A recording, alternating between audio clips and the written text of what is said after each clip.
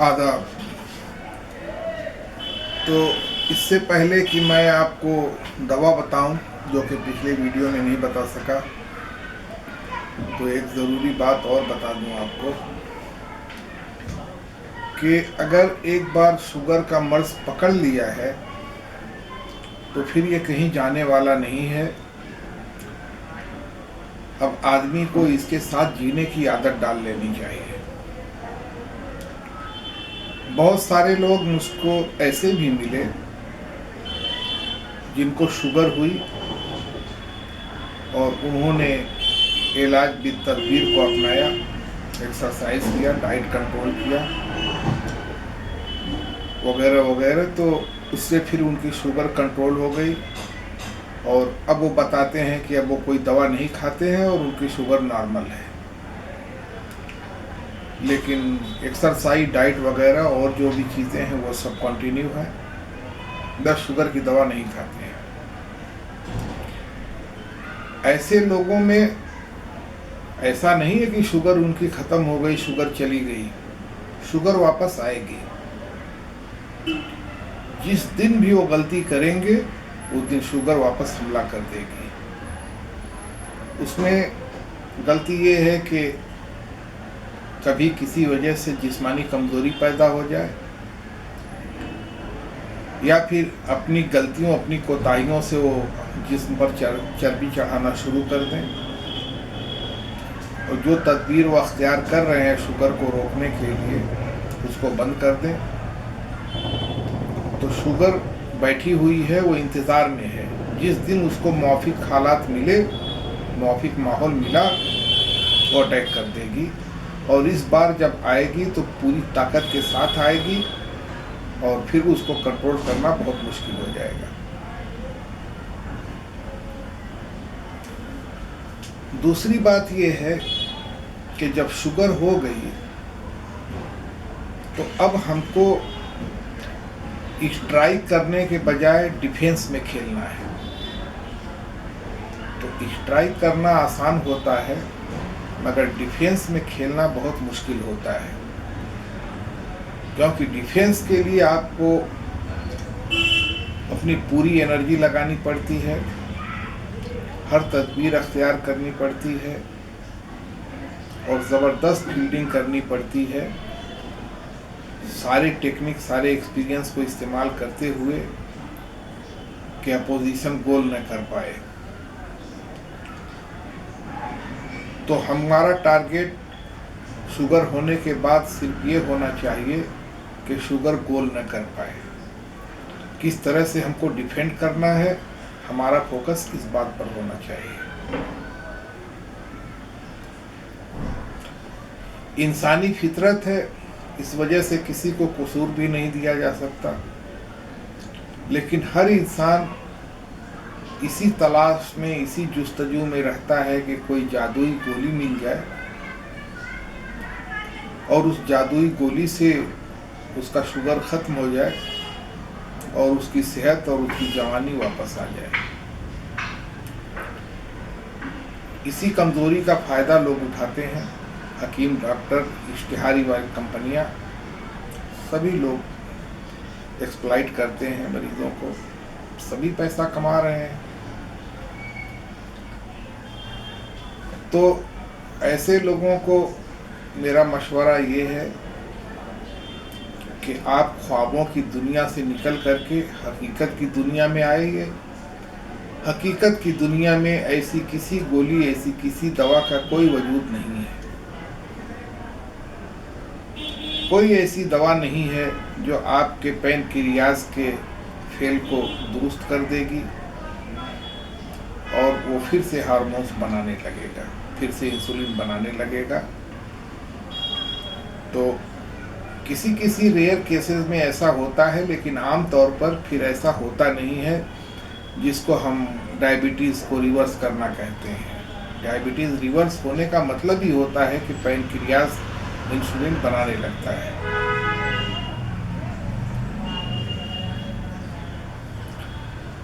और बहुत सारे लोग ऐसे भी मुझको मिले हैं, मेरी नज़र में हैं, कि अगर इनको मोबाइल ख़रीदना हो तो पता लगाते रहते हैं कि नया मॉडल आईफोन का कौन सा आया है, फ़ौरन ख़रीदते हैं, चाहे भले रुपया 1.5 लाख लग जाए, 2 लाख लग जाए। नई बुलेट हर साल बदलते रहते हैं, नई नई कारें बदलते रहते हैं। ढाबा में दोस्तों के साथ बैठेंगे तो 10, 20, 50 हज़ार खर्च कर देंगे। तो कुछ लोगों की बात हम छोड़ देते हैं। 90% लोगों को मैंने देखा है कि ये लोग अपनी सेहत के ऊपर, अपनी जान के ऊपर चवन्नी खर्च नहीं करते हैं।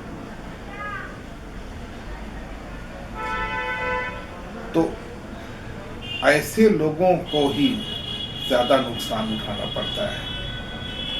और यही लोग जो अपनी जान पर, अपनी सेहत पर चवन्नी खर्च नहीं करते हैं, तो ये जाते हैं फिर हॉस्पिटल और वहाँ जा कर के 10 लाख दे करके चले आते हैं। तो अगर आदमी जो कमा रहा है उसमें से कुछ पैसा सदका समझ करके ही अपनी जान पर खर्च करे, तो फिर उसको हॉस्पिटल जाने की ज़रूरत नहीं पड़ेगी और उसकी सेहत और जवानी भी बरकरार रहेगी।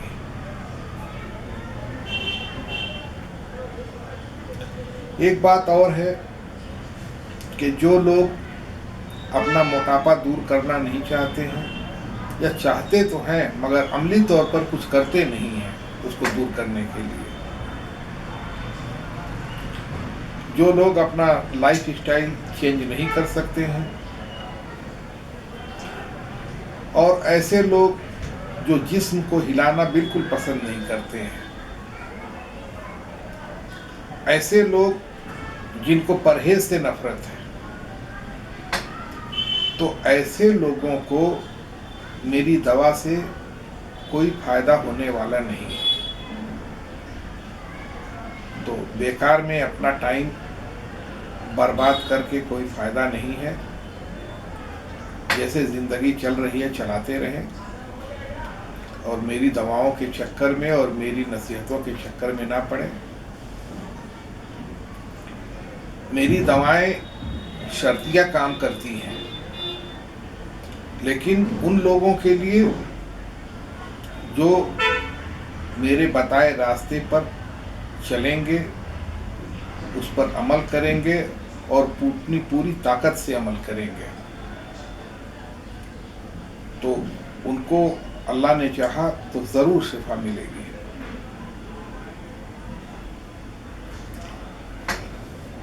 अब चलिए दवा लिखिए। आपको लेना है चोकर 1 पाव। चोकर यानी आटे वाला चोकर। आटा जब चालते हैं तो जो चोकर निकलता है यही चोकर। और लेना है आपको मगज बिनौला, जिसको पंबा दाना भी बोलते हैं। तो छिलका निकाला हुआ मगज लेना है। ये होता है रुई का बीज, कॉटन सीड। ये लेना है आपको 1 पाव। बादाम आपको लेना है 1 पाव। भुना चना आपको लेना है, काला चना भुना हुआ आपको लेना है आधा किलो। अखरोट आपको लेना है 1 पाव। और सूखा सिंघाड़ा आपको लेना है आधा पाव। इनको बनाने का तरीका ये है कि या तो आप सबको अलग अलग पाउडर बना करके एक साथ मिक्स करके रख लो, और सुबह में 1 पाव दूध में जब दूध गर्म होने लगे तो इसमें से 2 चमचा आपको डाल देना है दूध के अंदर। और जब दूध गाढ़ा हो जाए, आपको लगे कि हाँ सब इसमें पक गया चुका है दूध में, तो उसको उतार करके आपको चम्मच से खा जाना है। सुबह निहार मुँह कर सकते हैं तो शाम को भी खाली पेट, 2 टाइम नहीं कर सकते तो चलिए 1 ही वक्त। एक दूसरा तरीका इसको खाने का ये है कि सारी चीज़ों को अलग अलग पीस करके आपको घी में भून लेना है, और घी में भून करके शुगर फ्री के साथ आपको हलवा बना लेना है, या शुगर फ्री न डालें तो भी कोई बात नहीं है। तो इसको गाय के घी में भून करके एक डब्बे में आप रख लीजिए। 1 गिलास दूध गर्म करिए, उसमें 2 चमचा ये डालिए और चमचे से उसको घोलिए और पी जाइए। तो इसमें ऐसा होता है, अगर घी में भून दिए हैं तो फिर ये जल्दी ख़राब नहीं होता है। आप एक डब्बे में रखेंगे तो 2-3 महीना तक ये ख़राब नहीं होगा, सेट पड़ा रहेगा। ऐसा आदमी जिसको शुगर नहीं है लेकिन वो जिस्मानी ताकत, मर्दाना ताकत, मनी की पैदाइश को बढ़ाना चाहता है, तो वो भी इसको इस्तेमाल कर सकता है। बस उसको करना ये है कि इन चीज़ों को भूनने के बाद जितना वज़न इनका हुआ, इन चीज़ों का हुआ, सब टोटल मिला करके उतना ही इसमें डाल लो। शहद को पका करके इसमें डाल लो, एक बर्तन में, कांच के बर्तन में रख लो आप, और 2-3 चमचा सुबह में दूध के साथ और 2-3 चमचा शाम को दूध के साथ। तो ये मनी की अफजाइश के लिए भी बहुत अच्छी चीज़ है। दूसरी बात कि ऐसा आदमी जिसको शुगर नहीं है तो वो इसको हलवा बना करके भी इस्तेमाल कर सकता है, कि सबको पाउडर बना करके और घी में भून लिया और भूनने के बाद पतली चाशनी बनाया और उसमें डाल करके हलवा बना लिया। इसकी खुराक वही है 20 ग्राम से लेकर के 50 ग्राम तक, सुबह निहार मुंह दूध के साथ और शाम को खाली पेट दूध के साथ। रिजल्ट बहुत ही बेहतरीन है, इसमें कोई डाउट, कोई शक सुबह करने की कोई गुंजाइश नहीं है। आपको रिजल्ट 1 हफ्ते के अंदर मिल जाएगा। जवान लड़का है तो 3 दिन के अंदर रिजल्ट मिल जाता है, और मरीज अगर बूढ़ा हो गया है तो भी 1 हफ्ते के अंदर रिजल्ट मिल जाता है। तो इसको जराइए, क्योंकि शुगर के मरीज को ताकत देने के लिए बहुत ही बेहतरीन चीज़ है, क्योंकि इसके अंदर जो चीज़ें शामिल हैं वो रतुबात को बढ़ाती नहीं है, बलगमी रतुबात पैदा नहीं करती हैं, तो खुश्की को कायम रखती हैं और ताकत देती हैं। और मगज़, बिनौला और बादाम जो हैं, दोनों मिल करके रतुबात, तो सर्द रतुबात नहीं, ये गर्मतर रतुबात पैदा करते हैं। तो इनके साथ हरारत गुरेज़ी भी शामिल होती है। तो शुगर में ये किसी तरह का नुकसान नहीं पहुंचाती हैं, जिस्म को ताकत देती है। अब एक दवा और मैं आपको बता रहा हूँ, लेकिन चूंकि पहले मैं बार बार बता चुका हूँ कि ये सारी शुगर को मारने वाली दवाओं का जो मिजाज होता है वो खुश्क सर्द होता है। तो खुश्क सर्द मिजाज एक तरफ जहाँ फ़ायदा करती हैं तो दूसरी तरफ कुछ उनका नुकसान भी होता है। खास करके ये दवाएं आंतों में खुश्की पैदा करके कब्ज़ पैदा करती हैं।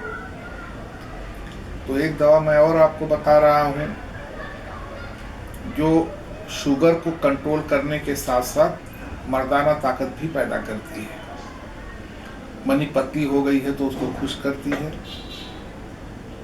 वगैरह वगैरह, और भी बहुत काम है। लेकिन यहाँ पर ये खास तौर से शुगर के मरीज के लिए है, तो बस उसी को पकड़ कर चलते हैं।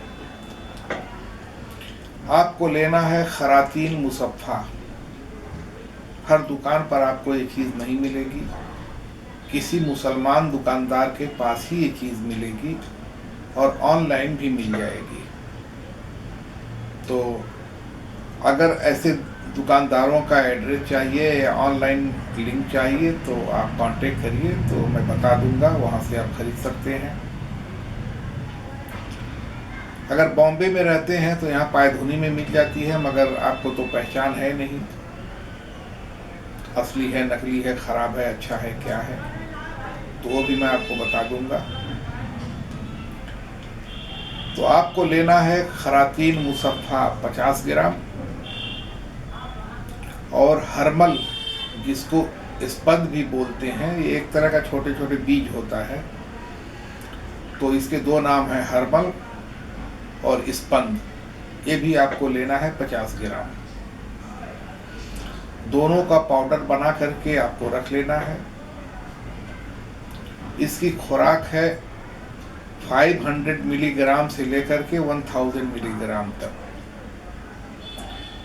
यानी 4 रत्ती से लेकर के 1 मासा। तो मैक्सिमम 1 ग्राम इसकी खुराक है। इसको आप लेना है, दूध के साथ भी ले सकते हैं, आप पानी के साथ भी ले सकते हैं, सुबह शाम दोनों टाइम ले सकते हैं। गर्मी महसूस हो तो सिर्फ एक टाइम लीजिए, क्योंकि ये जो दवा मैं बता रहा हूँ, इस दवा में सर्दी नहीं है, इस दवा में खुश्की के साथ साथ गर्मी है। तो अगर गर्मी का एहसास हो तो सिर्फ एक टाइम लीजिए, और खाना खाने के बाद भी इसको ले सकते हैं। इसको कोई ज़रूरी नहीं है खाली पेट ही लेना। तो नाश्ता जब हज़म हो जाता है तब आप इसको ले लीजिए, और शाम को आप किसी भी टाइम हल्का फुल्का अगर नाश्ता करते हैं तो उस वक्त ले लीजिए, किसी भी टाइम ले लीजिए। ये दवा भी काम करती है, शुगर को कंट्रोल करती है और मर्दाना ताकत को भी बहाल करती है। लेकिन मर्दाना ताकत के बहुत सारे इश्यूज होते हैं। अगर सर्द रतुबात की ज़्यादती की वजह से मर्दाना ताकत में कमज़ोरी आई है तो फिर इससे दूर हो जाता है। तो एक दवा तो ये हो गई।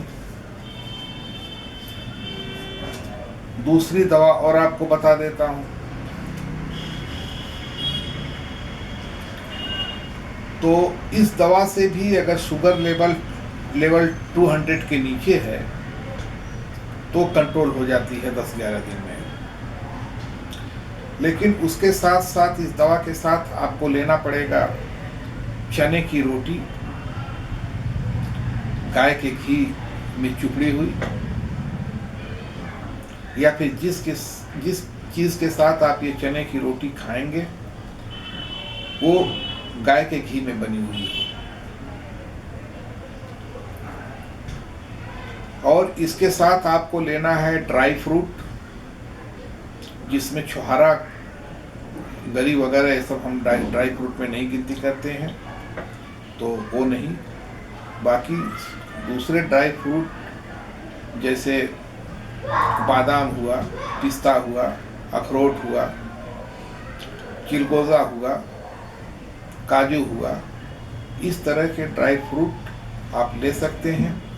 लेकिन इन ड्राई फ्रूट को आपको घी में भून लेना है, गाय के घी में भून लेना है, नहीं तो ये आपकी आंतों को पकड़ेगी, कब्ज पैदा करेगी, जल्दी हजम नहीं होगी। तो अगर इसको आप गाय के घी में भून लेते हैं और ऊपर से काली मिर्च हल्का मार देते हैं तो फिर ये जल्दी हजम होगी और आंतों में पकड़ेगी नहीं, सीधा बाहर निकल जाएगी। दूसरी एक चीज़ और है कि इस दवा के साथ और दवाओं के साथ तो हम लोग गोश्त वगैरह मना करते हैं, लेकिन इस दवा के साथ आप गोश्त ले सकते हैं। बड़े का गोश्त नहीं, चिकन और मटन ले सकते हैं। लेकिन शर्त ये है कि ये चिकन हो या मटन हो, ये गाय के घी और प्याज के साथ बना हो, इसके साथ ज़्यादा नहीं हो। आप गरम मसाला डाल सकते हैं, कोई बात नहीं, तो सारे गरम मसाले आप डाल सकते हैं। लेकिन इसके साथ लाल मिर्च आपको नहीं डालना है, लाल मिर्च की बजाय आपको काली मिर्च का इस्तेमाल करना है। तो हरी मिर्च कर सकते हैं, हरी मिर्च में कोई प्रॉब्लम नहीं। सिर्फ इस मामले में, शुगर के मामले में नहीं, तो हरी मिर्च भी खुश्की पैदा करती है तो वो भी एक मसला है। लेकिन शुगर के मरीज को हरी मिर्च वो इस्तेमाल कर सकता है। और इसके साथ आप चपाती की जगह पर तंदूरी रोटी खा सकते हैं। तो तंदूरी रोटी ऐसी जो हमारे मतलब गांव की शादियों में जो बनता है खमीर उठा करके, तो आटे में खमीर उठा करके फिर उसकी तंदूरी रोटी बनती है। तो यहाँ होटलों में भी कुछ होटल हैं यहाँ हमारे यहाँ, तो वहाँ पर भी वो पहले आटे को खमीर उठा के आटा फुलाते हैं, फिर उसकी रोटी बनाते हैं। तो खमीर उठी हुई रोटी, जिसको नान गंदुम कहते हैं, उसको अभी आप इस्तेमाल कर सकते हैं। और बाकी चीज़ों से आपको परहेज रखना है। चावल वगैरह जितना भी शुगर में मतलब जो रतूबात की ज़्यादती का सबब बनती है, वो ग़िज़ा आपको नहीं लेना है।